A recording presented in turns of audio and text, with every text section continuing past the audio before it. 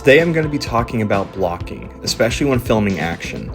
This was a particularly rough scene to get through, knowing we only had 2 hours to film it. I knew this was the most intense scene of the short and wanted to differentiate everything else we had built up to this point, which is why we decided to go handheld for these setups.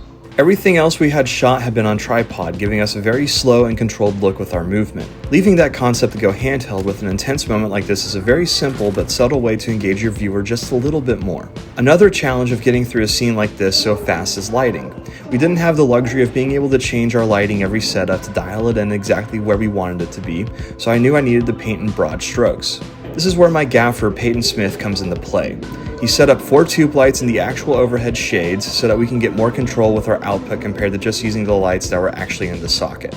This lighting setup also gives our actors free rein to move where needed for the scene, which also means less chance of an accident happening where someone or something gets hurt or damaged. Being able to have a bird's eye view of what needs to be done visually while maintaining a safe set is something I practice with every job. If I push for lighting each setup as meticulous as I can, I run the high chance of delaying production and bringing crew morale down.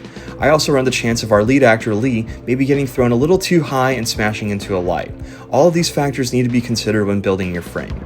Juggling all of these components is something that isn't necessarily talked about when the subject of cinematography comes around, but I think it should.